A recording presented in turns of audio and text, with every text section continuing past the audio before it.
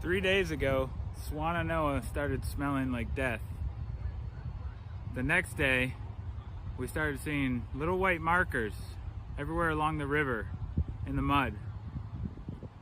After that, each night, there were equipment crews out there working all night, shutting down during the day. We're not stupid. The numbers on the news are wrong. We are 100% being lied to about the numbers when it comes to this storm. We're being lied to about how many people lost their lives, and we are being lied to about how many people are still missing. Now, why am I so confident of that, you ask? Well, just look at the mainstream media. I'm not even joking. You can stop what you're doing right now and go look at the mainstream media. Every news outlet is reporting different numbers. And listen, you don't guesstimate when it comes to human lives. You don't take guesses when it comes to the amount of people who may be missing.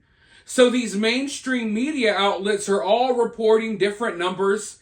Some are saying, oh, there's about 80-something people missing. Some are saying there's 90-something missing people missing. So what does this mean, folks? This means that these aren't official numbers that are set in stone. These are just the numbers that they've been given to spew to you on the mainstream media, because in reality, it's not the truth. If these numbers were solid, then every media outlet would be on the same page. If these numbers were official, every outlet would be on the same page. But no one's on the same page here when it comes to the storm. In fact, as the media reports numbers anywhere from 70 to 90-something people missing, the people of North Carolina are saying that there's still hundreds. I mean, over 500, over 600, around 900-something people still missing if you listen to the people on the ground in North Carolina. And you can go on Facebook groups, you can go on social media right now. There's hundreds of pictures, hundreds of missing persons posters. There's hundreds of people looking for their family members still. So when I see that, oh, there's only 80 or 90 something people still missing, I know that's just simply not true. Because you can go in any of these groups on social media and you will find more than 90 something people looking for their family members. In fact, look right here. This is really sad, but I want you to look right here. This is a list that was put together. There's over 900 names on this list, ladies and gentlemen. And I don't know about you all, but that's a drastic difference. It would be one thing if the media was reporting like 90-something people, and the people of North Carolina were like, no, it's more like 100-something, 120. You know, I would look at this situation differently. But you got the media saying there's 90-something people, let's say. You know, they're not on the same page, but let's say 90-something people missing. And then you got the people of North Carolina saying, oh, wait, it's like 900 and something people missing. That is a huge, huge difference. Now, mind you, I'm sure some people on this list have been found. You know what I mean?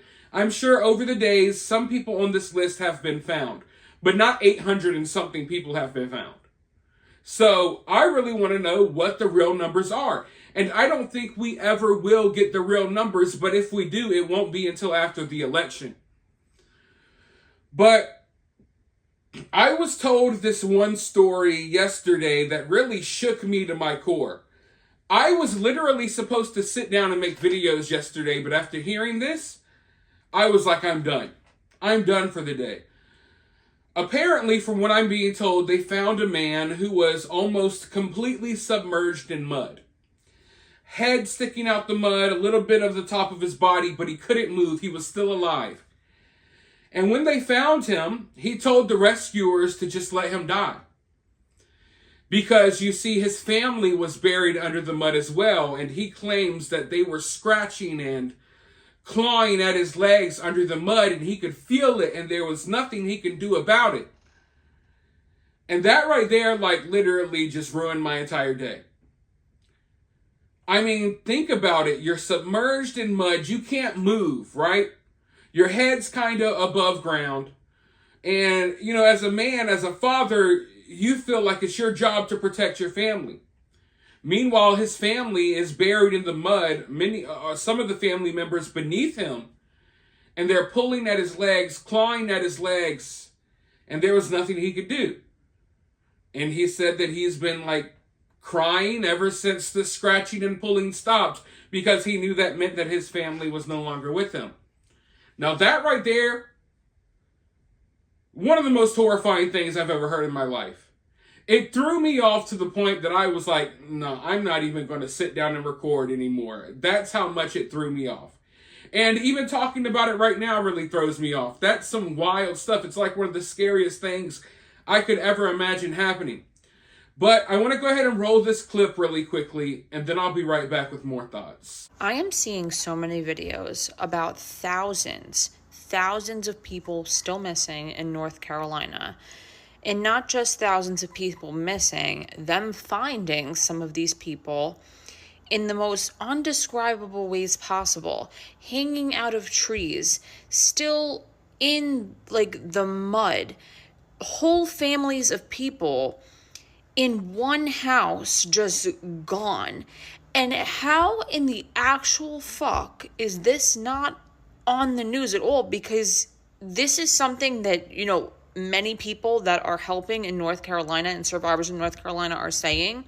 So I'm gonna come out here and say that I believe this, and it is 100% true. There's no way that all of these people are saying it. It's just not true. They're not reporting on this, and if this is a thing, which I think that it is, this is a bigger death toll than 9/11, worse than Katrina, worse than any fires we have, just the worst disaster that the United States has ever seen. And I cannot believe that this is not actually being told to people. I mean, I believe it, but what the fuck? Thank you. I am glad that someone else out there feels the way I feel. This is how I've been feeling for the past couple of weeks now. Like, what in the actual F is going on? Why is the news kind of, in many ways, ignoring a lot of the horror stories going on in the ground from this storm? It's crazy. And as I was explaining at the beginning of this video, I don't think we're getting the real numbers. No one does. And there's this one story that I want to bring to you all about these refugees from Ukraine. They fled the war in Ukraine, between Ukraine and Russia, of course. They came to America only to be wiped out by this storm. And I think this story gives us some insight to how things are really going in the middle of this storm. That's why I want to talk to you all about it real quick. Let's go ahead and dive in. They didn't make it. How Ukraine war refugees fell victim to Hurricane Helene. For 2 weeks, Lisa Jindanova clung to her family's harrowing journey out of Ukraine for hope. She tried to believe that they escaped Helene's floodwaters before it swept them away, just as they had escaped the bombarded city of Kherson in the first months of Russia's invasion. But that hope fell apart when a North Carolina sheriff presented her family with a gold earring a search team found on the body of a deceased woman. Jindanova immediately recognized it as a prized possession of her aunt, Anastasia Sagin. "We saw the earring and everyone stood quiet," she said. "That was the moment when there was nothing else we could come up with. No crazy scenario, no excuse. There was the proof that they did not make it." A search party had recovered Anastasia's body 10 miles away from the family's home in the mountains outside of Asheville. About a mile away, authorities found the body of Anastasia's husband, Demetrio, who was identified through a fingerprint. I want to pause right there. You see how crazy it's going to be to find a lot of these people? This woman was found swept away 10 miles from her home. 10 miles is very far. You might not think it's far. 10 miles is far. Try traveling 10 miles in LA traffic and see how long it takes you. 10 miles is far. They found her body 10 miles out from her house. And then her husband, who was by her side when this was happening, they find him a mile down the road. So I think this gives people good insight to like what rescue teams are dealing with here. You know, you're not going into a home looking for the remains of people in a home. No, in many cases, these people are miles and miles, God knows where the floodwaters took them and what have you. It's crazy. But let's go ahead and dive back in. Now, as loved ones mourn the beloved couple, search operations are still underway for the Seguin's 13-year-old son, Yevgeny, and Anastasia's mother, Tatiana, both of whom still remain unaccounted for. The Seguins are among hundreds of people who have either been identified as fatal victims of Helene or are still missing in the storm's wake. Nearly 3 weeks after Helene unleashed record flooding and ravaged communities dotting the southern Appalachian Mountains, the storm's death toll has climbed to at least 228 people across multiple states. Many remain missing, a problem that is made worse by early widespread power and communication outages.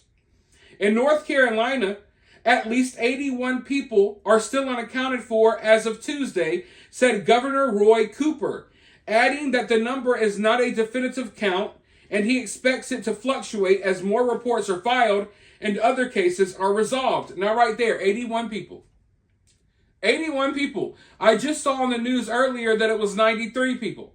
But 81 people here. Now I just showed you the list of over 900 people. I can tell you for a fact, like I said, some people on that list may have been found. You can go online, do your own research. You will find more than 81 people still looking for their loved ones. I can guarantee you that. Hell, they said 81 people are missing. We know of 2 people that are missing that they mentioned in this article, the grandma and the son. So there's 2 people out of the 81. So you want me to believe there's just 79 more people missing? That number's not real, folks. And they even tell you, oh, it will gradually change. What about drastically change? But let's go ahead, dive into some more information. As searches approach their 3rd week, Jindanova said she still believes there's a chance her cousin Yevgeny will be discovered. It's hard to let go of hope when the body isn't found yet, she said. In the back of my mind, I am still hoping. The Seguins had lived for months in the home of Anastasia's sister before they moved just a quarter-mile away into a manufactured home which they affixed with a pair of flags, one American, one Ukrainian. The 3-bedroom house was lifted several feet off the ground, sat just meters from the South Toe River, where the family took up the local customs of swimming and trout fishing. Demetrio worked for a local heating, ventilation, and air conditioning company, and Yevgeny enrolled in public school. Anastasia cared for her son and mother, but also took up jobs cleaning nearby homes and Airbnb rentals. Tatiana made a small garden, which paled in size to her garden in Ukraine, but was still large enough to grow a variety of crops, including parsley, onions, garlics, and bell peppers. The nearby river, which the Seguins could hear from their bedrooms, reminded Tatiana of the Dnipro River near Kherson. She never wanted to leave Ukraine, but when she came down to North Carolina, she was shocked. She loved the river. She loved the views. By the time Helene made landfall in Florida on September 26, days of heavy rain had already soaked much of western North Carolina. Outside the Seguin home, the South Toe River had begun to rise. The last time Jindanova spoke to her aunt was around 6 p.m. that September evening. She said the water in the river is rising, Jindanova recalled. She made a joke that she hopes their Titanic, referring to their house, is still going to hold. Early the next morning, the river surged nearly 6 feet in 7 hours before the gauge was dammed and measurements ceased. Nearby, Anastasia's sister and brother-in-law heard what sounded like a train. The couple grabbed their 2 kids and fled out the back door to a house higher on the mountain. As they made their way up, they watched as water inundated their 2-story home. Within hours, it reached the top of the 1st floor, and it hurled all their furniture and appliances downstream. The crusting river pulverized a nearby bridge and swallowed entire homes, sheds, and vehicles. Ricky Weeby, a relative of the Seagans, compared the water to a violent tidal wave. It looks like an ocean, he said. I get sick just thinking about it. For several days, Jindanova's calls and messages to the Seagans went unanswered. She called out of work and sat in front of her computer listening to newscasts as she connected with people scouring Meekaville and other surrounding neighborhoods for survivors. She called rescue teams as well as local, state, and federal authorities. After several days with little more information, she flew to North Carolina with her mother, determined to search for the Seagans herself. As she passed through Asheville and made her way to Meekaville, the luscious green landscape she'd relished during her family trips appeared more like war zones. Jindanova saw washing machines dangling from tree limbs, dozens of overturned campers, and residential streets in which all the houses were either blown out or completely flattened. There was no trace of the Seagan family, no trace that the home survived the flood, save for the concrete blocks it once sat on. The garden, the flags, the staircase, everything was gone. She stayed with relatives near Meekaville and spent days searching where the Seagans had lived, to no avail. Meanwhile, groups of people from states including Pennsylvania, New York, Texas, and Alabama dropped by the house to say they had heard about the Seagans through social media or news coverage and were actively looking for them as well. A week after the discovery of Anastasia and Demetrios several miles down the Salto River, multiple groups continue to scour a vast swath of mountainous terrain and search for Yevgeny, Tatiana, and other missing residents. Jindranova said she has tried to maintain resolve by focusing on the logistics of the search effort and potential end-of-life ceremonies, instead of thinking directly about the Seagans and sinking into despair. Nevertheless, her days have been filled with recollections of loving memories of the Seagan family. Tatiana gifting her a pair of socks she had handmade, Anastasia's warm, consoling smile, Demetrios practicing his English, Yevgeny handing her an octopus he made with his 3D printer. I don't think it's settled in all the way what has happened, she said. But what can we do? We just need to cherish those memories as a great, happy family. So, just another heartbreaking story coming out of this situation. To think about a family that fled war. You survived this invasion of Ukraine. You fled through these war-torn areas and you made it out to America only to be wiped out by a freaking hurricane. Just how wild is that? That's a wild, wild story, right? I can't even imagine the type of things this family went through and what they witnessed, even before the storm, let alone what they went through during the storm. A really crazy situation, but like I was saying, even within this story, we hear of a couple more people who are still missing. So I'm not going to believe the numbers that they're putting out there because the numbers just don't add up. They don't even come close to what I'm really seeing and from the things that I'm hearing on the ground. But for now, let me know what you think about this down in the comments below. While you're down there, hit that thumbs up, hit that subscribe, ring that notification bell, and I'll talk to you all very soon in the next one.